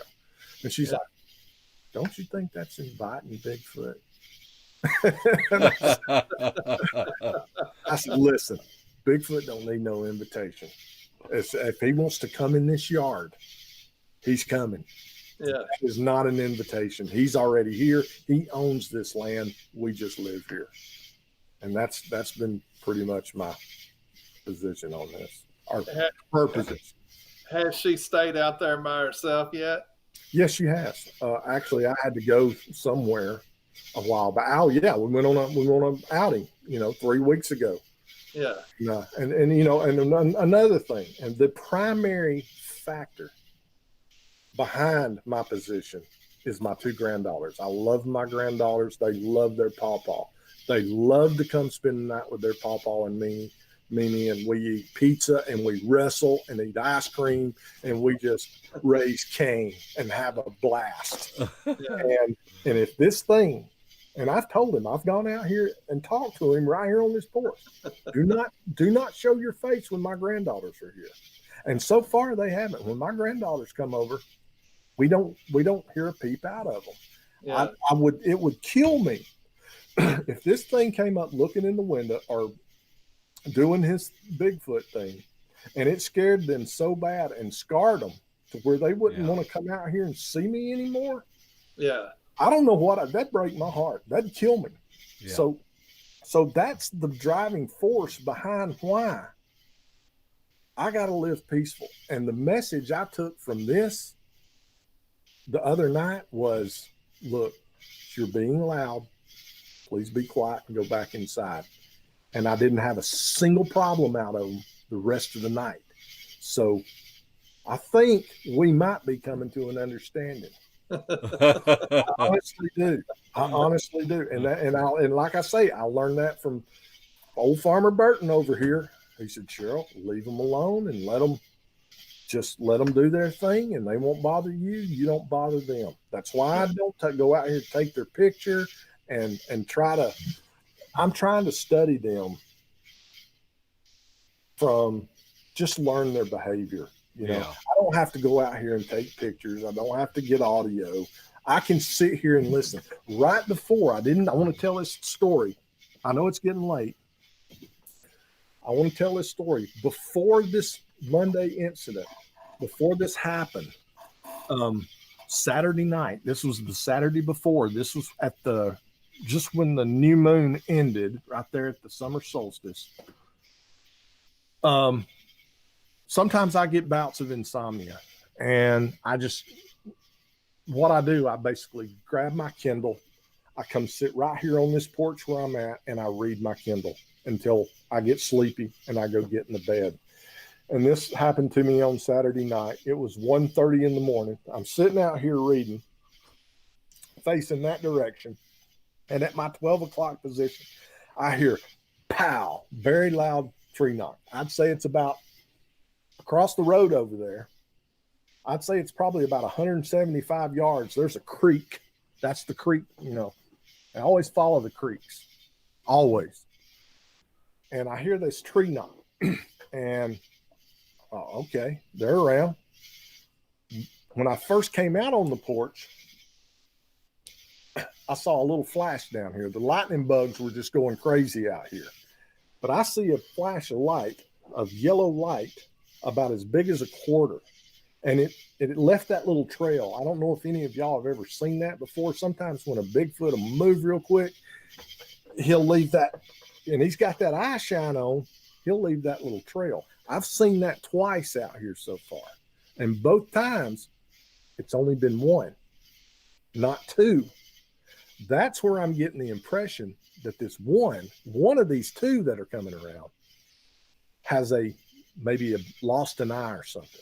Okay. But I just kind of ignored that. I was like, okay, maybe he's nearby. And then I hear the tree knock down there. About 3 or 4 minutes later, I hear another tree knock at my 10 o'clock position. It's further on up the creek. And this road I live on is a dead end. And down at that dead end, there's a motorcycle club. The local biker gang has their clubhouse down there. And so I hear these two tree knocks, and 10 minutes or so goes by, and I hear a deer blow at the exact same position I heard it blow a week ago Monday when he came up. Exact same place, right on top of this hill. You know, he does that snort. And okay, they're deer hunting out here. And then I hear, you know, it's incremental. He'll run a little bit, then he'll stop. Then he'll, and he's coming down, right down through the draw on the trail here. And he gets parallel with me and stops. And he turns. Now, you've heard me say earlier, I think they're hanging out up here at this empty house. I hear noises up there, and I see them when the deer come through down here. They're not looking at me over here on the porch in the daylight. They're always looking up there at that house. And they've got that tail up, and they're on full alert. When this deer gets right out here in these woods, he turns and he makes a beeline straight for me. And he's getting closer, and it's getting louder. And I'm sitting here, and I'm thinking, man, I hope that's a deer. And he gets all the way up to this gas tank right here at the edge of the yard. And I just instinctively stood straight up, you know, and I always got a dip in my mouth. And I just leaned over and I spit in his direction over the rail. And he turned and he did an angle right straight back down into the draw, just like he was doing. And he keeps going, and then he gets out of earshot. I hear one of those big loud Harleys crank up down here at the motorcycle club, and he pulls out, and he's coming down the road, and you can hear those loud pipes, and he goes by. And just as soon as that motorcycle got out of earshot down there, I hear what sounds like a giant wet log being slammed on the ground, just a big, just like that. Wow. Way back down off over there by the creek. And I said, they got one. They used that motorcycle sound as cover to get up on this deer that just took off down in their direction. And they nailed it. They got it. And then I hear I've also got some neighbors down there across from the biker club that they're coon hunters. They have coon hounds. And I hear what a call that's got sort of coon hound overtones, just, you know, like It was kind of strange. And I hear one, then I hear two, and then I hear three. And it was almost like they were doing their victory call, ringing the dinner bell. We just got him. It's time to eat. Yeah. And I thought, that's the coolest thing. I just heard these Bigfoot kill a deer, and now they're fixing to eat it. And I thought, I just learned something new. Maybe that's one of their particular calls. It was very coonhoundish, and that was 2 days before the coonbow phone call incident out here. Wow. Yeah. Sheryl, YouTube kind of puts a 2-hour limit, and we're over an hour and 35 minutes.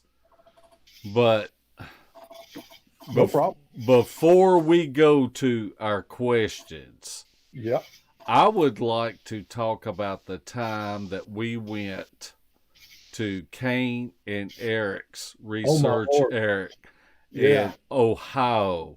Yes. And one of the top 3, maybe top 2 outings I've ever been to. Why don't you describe what happened that night? It's kind of funny because I kind of set up my hammock away from everybody, and you came over, and set up next to me, and I thought, well, that's kind of close. So I moved my hammock way on the other side, and then you moved your little one-man tent because over. There wasn't any room. Yeah, we were on the edge of a cliff. Everybody was in hammocks except for me. I had my little backpacking tent. I call it my coffin. Yeah, it's 8 feet long and 3 feet wide and about 3 feet high, and I can just scrunch down in there and turn over and do my sleeping thing. And so I'd set up over here next to Mark. We were in kind of this little small canyon gorge like thing, and we were up on the side of the hill. And God, the bugs are getting me. Sorry. But when we hiked in there, we didn't go that far, but it was still brutal. And it was hot and it was painful because we were hauling a lot of stuff in there. And on the way in, I hear again that wet log, boom, hitting the ground, because I was kind of bringing up the rear. And then I'm hearing whoops, and we're hearing, these things are active in broad daylight. I've never, seen that kind of activity before. And I was like, holy cow, we're in for it. And let me tell you something. I'm not going to drive from Georgia to Ohio to see a few tree bows and tree breaks. No, I knew something was going to go down. When they said we got it going on up here, I could not wait to get up there because I knew we were in for it. And when we were marching ourselves into those woods, I said, man, this is going to be a hard trip, because I could hear them. We could all hear these things making noise around us, calling. And we get in there and we set up, and like Mark said, him and I are kind of over here off to the side by ourselves, and the rest of them are in a ring around the fire in their hammocks. And first night, I don't remember. It's been so long, but I don't think we got that much. But I think it was that second night, maybe, like I say, that was August 2018. That's been a while. But anyway, Kane comes up with this harebrained idea. He says, why don't we all just go get in our hammocks and pretend to be asleep, and let's see what comes up. And everybody's like, yeah, that's a great idea. Well, I'm sitting over here in my little camp chair, and I'm like, I ain't going nowhere. I know what we're in for. And everybody disappears. And me and Mark sat up by the fire for a while. Me and Mark didn't go. Mark said, I'm going to hang around a little bit. And me and Mark sat there around the fire. I wasn't going to bed because I knew what we were in for. And this little tent I've got, you got to negotiate 2 zippers to get in and out. You got to take the rainfly zipper off. Then you got to take the bug zipper off. Finally, I couldn't hold my eyes anymore. I was delirious. I was worn out. We were soaking wet from sweat because it was hot as crap out there. And I was miserable. I said, all right, finally, I'm going to go to bed. I'm going to go get in the bed. And Mark did too. Mark and I finally went over there. He got in his hammock. My gosh. As soon as I crawled in my tent, I hear pow. It's like it's on now. It is. I mean, that was like ringing the bell. And I was like, oh, here we go. And I got in there and I managed to doze off. And the next thing I know, now I'm old now, and I brought 2 mattresses. One's about 5 inches thick, one of those Walmart blow up single mattresses, and then I've got another camping mattress I put underneath it, and I can sleep pretty comfortable without being miserable. And I'm laying on this thing, and y'all, I can feel the ground pressure. I hear this thing come walking up to my tent, and I don't just hear it. I can feel the ground pressure underneath, 6 inches of air mattress. And I just kind of freeze and my stomach clutches, and I'm like, oh no, here he comes. And he comes up and he's either got his foot caught on my tent guy line, or he's either pulling on it or he's got his foot on it. I don't know. I just feel my tent start going sideways like this. And I'm just scrambling, and I reach up and I grab my light and I flip it on, and I hear him boom, boom, boom, boom, boom. He just pounds it back up into the woods. And I don't even remember what I said. I know it was pretty harrowing. And I was like, wow. Then he comes back a second time. And how I know he's standing over me, he came back up more silent this time. He's wiggling his toes. And I can hear this right through my tent wall. And I can hear the crunching up underneath his feet. And I can, he's over the top of me doing that, that mouth breathing thing they do. And by this time, I'm curled into a fetal position, and I'm thinking about the Albert Osman story. And I said, I'm fixing to go for a sleigh ride. And again, I grabbed that light. But this time I paused, because he turned and he walked straight over to Mark's. Mark snores. No offense, Mark. Mark was cut loose, man. Like a color chainsaw, dude. And he went over there, and I was like, good, thank God he's finally going to bother Mark now. And he's standing right over Mark, looking down at him. This thing's huge, man. I mean, he's a big old boy. I can tell just from the ground pressure giving way when he's walking away. And then he kind of stumbles around, and I flip my light on, and he takes off a second time. And then the last time he came back, that was the most disturbing of all. He came up out of that canyon on the opposite side. So I'm laying like this, and he's coming in both times from my left. This last time, he comes up out of the canyon, and he's crawling on his belly. And I guarantee you, he's not 15 feet away, and he lets out the deepest, most disturbing, I mean, it sounded like a Bengal tiger growl. I mean, just a low, I can't even begin by this time, I'm scrambling for my knife. I'm scared. And I flipped my light on, and he didn't run off that time. And somehow, I was just in a delirium at this point. This is probably what, 3 in the morning? You lose track of time. I don't know, but it's late. And then we heard that awesome call. Larry, you did a perfect rendition of it one time, right after he did it. I call it the Captain Caveman, because that's what it reminded me of. It was like the big alpha was over there on the other side of the ravine, and he was talking. I mean, he was he was vocalizing in a language, and sounded like an ancient Indian language. And I don't know what he said.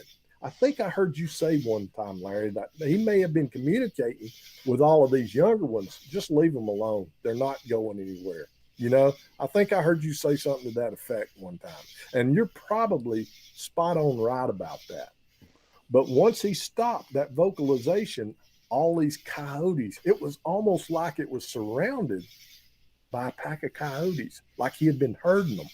And they all started howling at the same time. And yeah, we lost. I mean, we had seven recorders out there, and not one of them got that vocalization. That's the night I lost my phone and my recorder. I had a Sony recorder and a cell phone. My cell phone that night was spinning in circles and just doing it, and it fried not a short time later.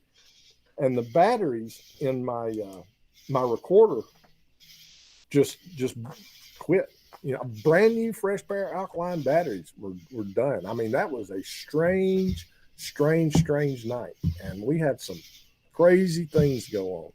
And I've got a box in here in my house that I keep all my broken equipment that I believe these Bigfoot destroy. I've got GPSs, phones, recorders, flashlights. I've had batteries explode in flashlights. And I still don't understand. I think there's some kind of electromagnetic component to that. And but I keep them like trophies. Yeah. And but that was top freaking notch right there, man. I mean, it was scary. It was pretty intense, but I wouldn't trade that one for nothing in the world. I love that one. Yeah. And then we had the zip cricket going around us all night long. And I was going, these crickets don't do that. They don't, go in a rotational pattern. And, so something crazy and strange was going on there. But they sure did, man. Came there, man. They put us right in the middle of it. Well, it started when we first entered the woods. We wasn't in the woods 20 minutes going to that spot. And trees were breaking and snaps. And I'm gonna tell you, it did not help things when Kane Michael started clowning, because if you know Kane will clown, and it was kind of funny. It had just started getting dark, and all of a sudden, Kane reaches in his pocket and pulls out a pendulum. It's attached to a string, and he holds it up.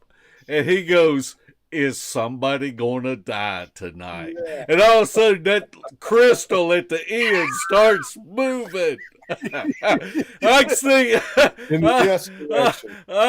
Cheryl's eyes getting big. And then all of a sudden, Kay goes, is it going to be Eric? And then all of a sudden, that pendulum starts moving. And then Sheryl just looks and goes, yeah, how do we get out of here? And it's almost dark. I mean, there wasn't no getting out of there. Man. That's bad juju. And Kane, he was loving it. Oh yeah. Larry, wow. We got to get to these questions. I know we've got questions, and bring them on. So I'm gonna get me a fresh dip. Buckle up. Well, the first one is from Spencer Jameson, and he wants you to tell the incident on the farm where you used to work whenever you were younger. Oh, which one? There were many. We had one coming in the house when we were down there trying to camp out one night. I got zapped. I got zapped with some kind of electrical energy charge from one time. I mean, they were just, that was really. Tell them the house incident real quick. Okay. I was working at a bar. I was going to college at the time. I was working in this bar as a bartender, and there's a couple that used to come in there. Lady was a school teacher, and her husband did something else. And one night they were like, hey man, we want to go camping. I said, I've got just the spot. And so I took them down to this farm that I've been working on. I've worked there about 2 years in a place called Booger Hollow, Georgia. I'm not even kidding. And been working down there on this old house, and a lot of historical significance to it and all whatnot. And we'd been down there and restoring it. We'd gone down out there, and it's in a secluded pasture surrounded by woods, and there's a swamp right next to it. That this breeding population of these boogers live in there and have for probably centuries. And I told them, I warned them. I mean, I was fair. I said, look, man, there's Bigfoots down in these woods. And they just, oh, ha, ha, ha. That's cool. You know, that just makes it more exciting. And we get down there and we build a fire and we're out in this field. And this is in November and the temperature drops and it gets freezing cold. So we decided, you know, we weren't prepared for that. So I said, okay, if we go in this old house, there's a parlor in here and there's a giant pot-bellied stove. And if we take all our firewood, we can get, you know, sleep relatively comfortable inside that parlor. You know, it had the old sliding doors that went into the walls and all. And we got in there and we'd just lit candles and we got snug and cozy. We all finally drifted off to sleep. And I'm laying there sound asleep, and it's a bright noon that night, and I hear footsteps coming across this pasture. And I'm like, oh my God, that's Mike. He forgot I told him I was going to camp out down here, and he's going to come point a shotgun at us. I was really expecting Mike to come out there. And all of a sudden, it gets up close to the house, and the footsteps stop, and it goes dead silent. And I'm laying there fully expecting Mike to come in. And I'm laying on my side like this right here in the floor. And I can just see out of the corner of my eye that big double. And these are full 7-foot doors in a house that's built in 1888. This thing comes in. I just see a big black shadow and comes and kind of leans over and looks in at us. And again, this is doing that same thing. It's got that real snuffly, almost like it's got a cold. It's, you know, how somebody sounds is suffering a really bad cold. And that's what this thing sounded like. It was making that noise. And I was so terrified, I couldn't even breathe. I mean, that was some, and then it just quietly backed away, looked at us for a minute, and it never made a sound leaving. And didn't bother us the rest of the night. And the next morning, when we got up, I noticed Marcia, who was with us, the girl, she was just frantic and just in a hurry, just getting all her stuff up. And her husband, Donnie, said, look, Marcia, what's going on with you? And she just burst into tears and she said, y'all, we had a visitor last night. And I was just over there going, oh my God. Because I'd seen it and I did not know. I thought they were asleep, but she saw it too when it came in. And yeah, that was just one of the many episodes I had with that family down there. That was a mean ornery booger. I mean, he was a belligerent. He would scream at you. He didn't care if it was broad daylight or not. If you came into his territory, he did not mind me being down there because he understood I was there with Mike and his family. But if I brought other people into that area, he got highly upset. And he would stand way back off in the woods and just scream at the top of his lungs. And he'd go from a bull to a donkey to just this, you know, T-Rex roar. And he did that to us several times, ran us out of there. And I've been warned, I've been warned by that farmer. He said, you're going to go down there fishing. You're going to get into something you don't want to. And he was right. Yeah. Well, yeah. I tell you what, I really feel sorry for our audience that has not been able to share a campfire with Sheryl, because Sheryl, growing up in the Appalachians of northern Georgia, it's unbelievable the things that has happened to him. It really is, and it's not just me. I'm discovering, and I've discovered over the years that there's a lot of people with that have had this same issue. There's a police officer right up here in Armurchie, Georgia, 20 miles north of me. She had been feeding a family that had been coming off a mountain for 40 years. Ooh. 40 years. And after she retired, she couldn't afford to feed these things anymore. She was feeding the entire troop out there with horse feed, corn, anything she could get her hands on. And let me tell you something.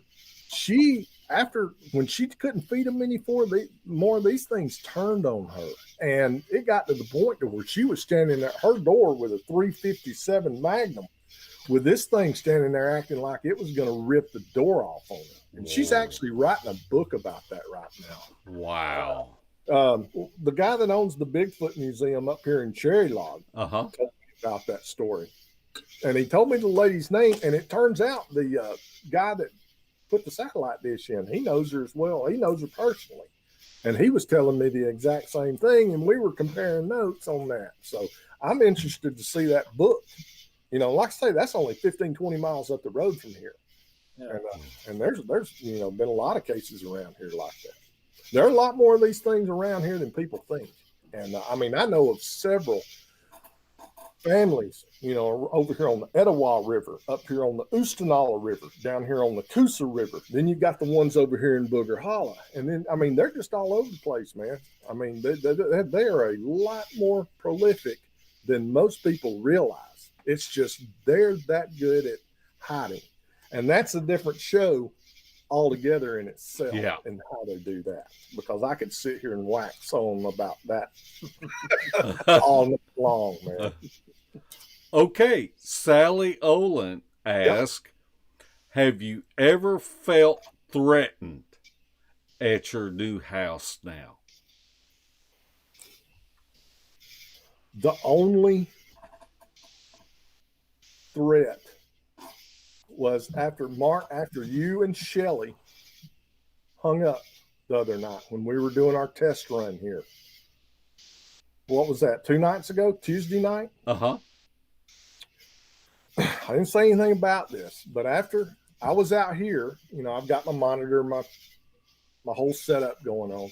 I got a big box right here that I was unplugging everything, shutting down, and putting it all away. Just, 2 nights ago.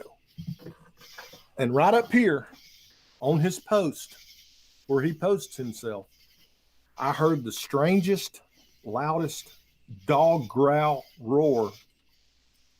I'd never heard anything like it before. And it sounded, to say that I should probably be taken as a threat. That was the first and only time. And it was almost like he heard me down here talking to y'all about this. And he's like, I'll show you, buddy. That's the only threatening gesture that I've had up here.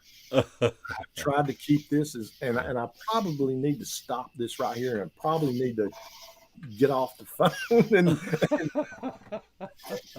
could be coming up right now. There's no telling what's going to happen after the show's over, but that was the only thing that even came across as a threat.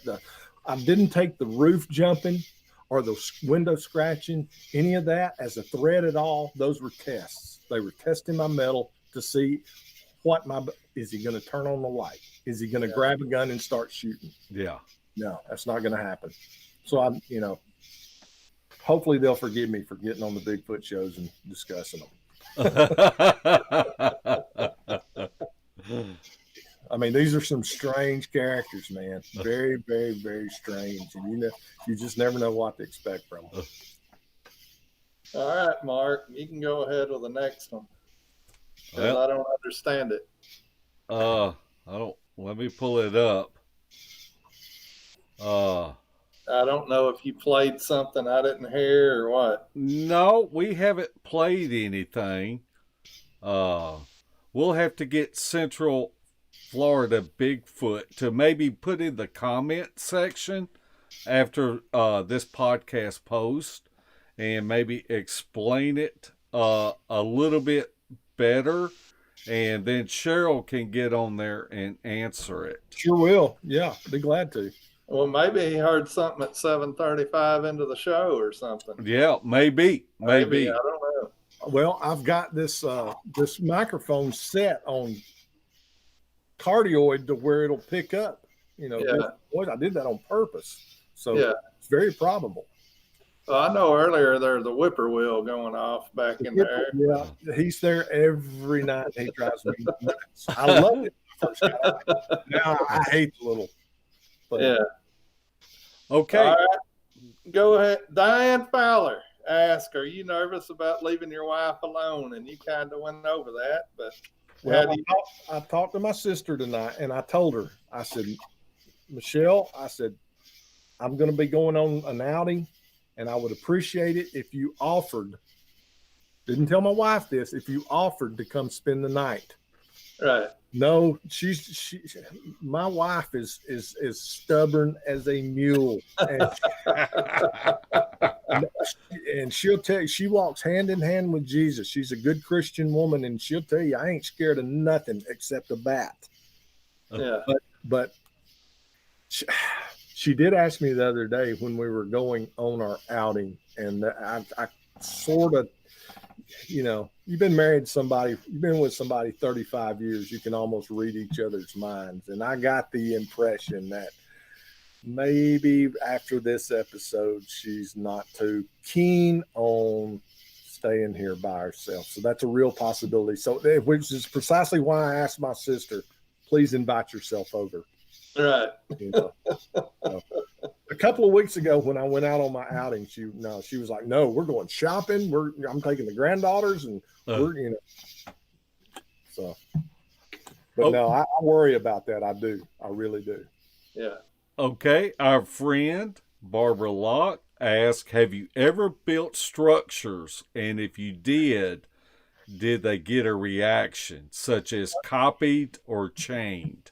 The only thing I did was I added on to their muscadine trellis. That theirs was kind of pitiful, and I kind of spruced it up a little bit. But I just had that idea, just several days ago. I said, you know what? I'm going to get out here and build me a big old teepee and see what kind of. But yeah, that's interesting that you asked that, because I when I get the time, because I'm so busy working out here, I don't have much time to play with them. But I think I will. I think I'll put me a big teepee structure or something out here, and just to see what happens.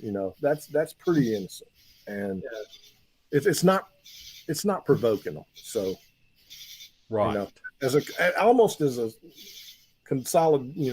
solidarity. Yeah, I'm with you, buddy. I like your structures. Right. That's a great idea. All right. Diane Fowler asks, so you feel that you more or less coexist with them and they just mess around out of curiosity? Yes, out of curiosity. I think initially they were like, we got to run this guy out of here. He's taking over a prime hunting land of ours. This is a target-rich environment, and I have come in and messed it up. That's why I kept this tree line close. That's why I didn't cut down all these trees and turn it into a field. I knew what I was doing when I came in. And yes, I've disrupted their way of life. My answer to that is, hey man, I'm going to be cool. Yeah. I want you to thrive out here. And I'm going to help them by putting out trees and fruits. And I'm going to build them a garden back up here on top of the mountain. And I want to keep them happy. Yeah. Yeah. Okay. Bama Murdoch. Yep. This is kind of a statement, but it's a question. Yep. How has Sheryl not lost his ever-loving mind? Brother, I lost that long ago. With all of that activity over the years. Really? Tell us, Sheryl. Do not think for 1 second I haven't contemplated going and talking to a psychiatrist or a psychologist or somebody about this. I really have. And then I rethought it through, and I said, you know what? They'll probably wheel me out of there and put me in a straitjacket, and I would be discredited for life as a lunatic. You better shut your mouth and keep this to yourself. It's something you almost grow used to. But there have been times, because y'all, I've seen a thing or two that I have swear I thought I was losing my ever-loving mind over this. I really have. And a lot of times I'll disappear from the Bigfoot community. I have to force myself to take several steps back and go, wait a minute, man, this is getting too out of hand. It's getting too crazy. Back off. Let's climb out of this rabbit hole. Let things return to normal. then we'll see what happens. I've done that many, many times. And ever since I joined this outlaw outfit and started doing this internet Bigfoot thing and going out with these wonderful people that I do, it is exacerbated and it is ramped up to level 11. And it just gets weirder and weirder and weirder. And I do. Now I have to just stop and say, hey, man, you got to let this go. And I go back to doing, I go see my grandkids. That's what makes me happy. I go fishing. I'll go do something, anything but Bigfooting. You got to maintain your sanity. You got to back off of it and let it go. Yeah, not to mention the activity and things going on. The politics and stupidity of the community drives you that way too. It just compounds it. It absolutely does. I'm out here where I want to be in God's nature, and I am happy. And I love it out here. I put all of that. I don't even watch the news anymore. I don't get on Drudge or read any. I shut the TV off, and I come out here and I do my thing, man. And now it's almost to the point to where I'm used to it. I fully expected all of these things to show up. They always have. For 24 years of my life, I have lived next to or in the woods, and I have had continued Bigfoot experiences always. And I'm not alone. I've discovered lots of people since I've immersed myself into this that have had the same thing. Most of them won't come in here and jabber on like a monkey like I do about this stuff. They will not talk in public about it, but I'm not alone out here. And that's a comforting thing. It really is, to know I'm not alone in this. Well, I see our brother Rick Wells II logged on, and so we want to say hey to Wood Booger Farm.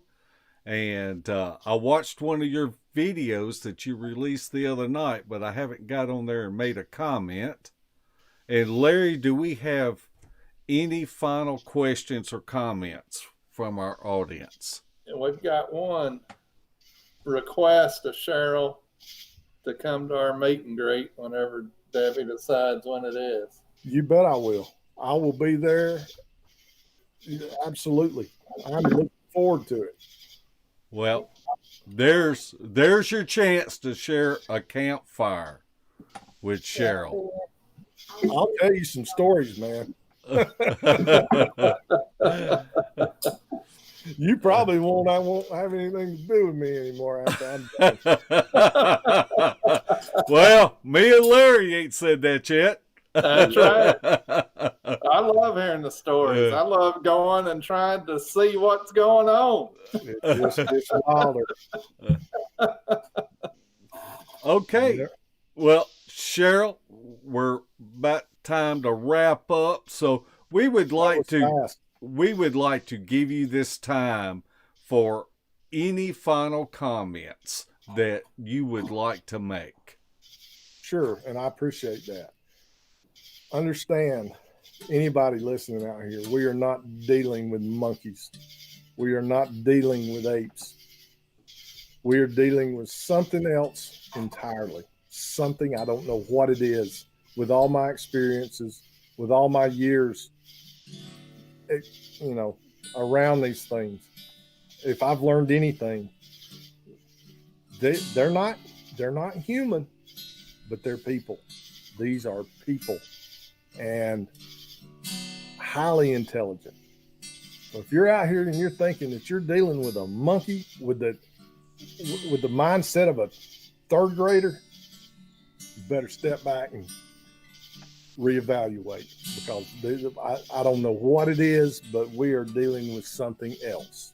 And that's pretty much all I've got to say about that. Larry, do you have any final comments? Well, I think Sheryl summed it up pretty good, but it's always great to have Sheryl on here, and it's great to be at a campfire and hear his stories. We could sit here for hours listening to his stories. It's only been 3 months, guys. Yeah. I got a long ways to go here, so I would love to. I don't want to be rude, but I would love to come back on here sometime, and I'll gladly relay to these folks what's been transpiring around here. Well, that sounds great. It's getting crazy. We're gonna hold you to it. Yeah. Cool. I can't wait. Thank y'all. Well, I would just like to say is Sheryl is a wealth of information.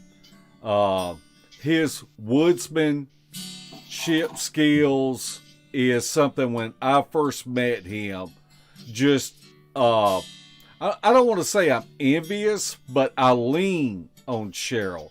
I remember one time we were hiking, and Sheryl just pointed down at a plant, and he says, "This plant right here is the main ingredient of what they use to make Midol." Yeah. And my grandma taught me that.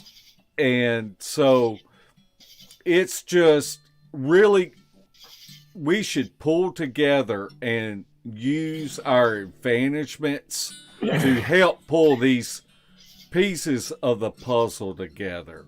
Yep. So, Sheryl, we really thank you for coming on tonight. You're most certainly welcome, and I appreciate y'all having me very much. Thank you, sir. Yep. Beast TV would like to welcome all of our new Facebook members.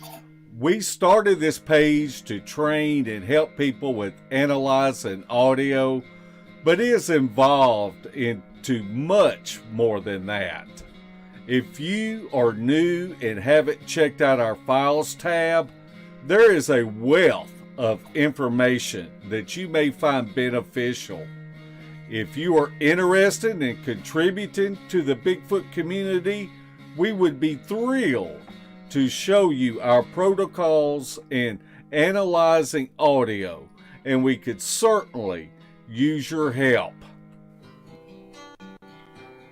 We want to thank all of our new subscribers and our faithful followers. Be sure to check out our field evidence videos and check out our sister channel. That's Beast of the Woods. That's Larry's channel. We do these podcasts for you.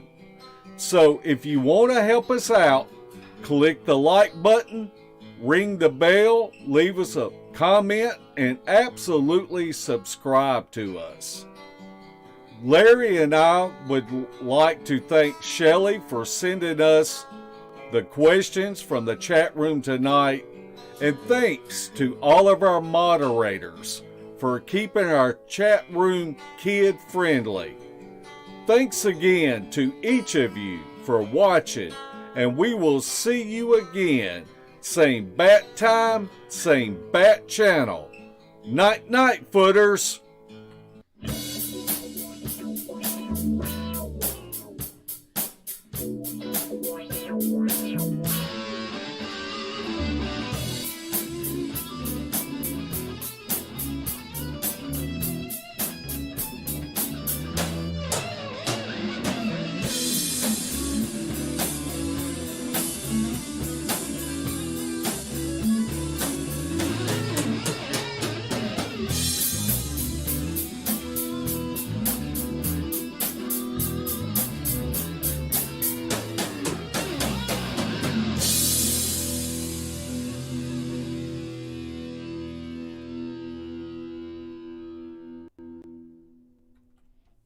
This has been a Sawdust production.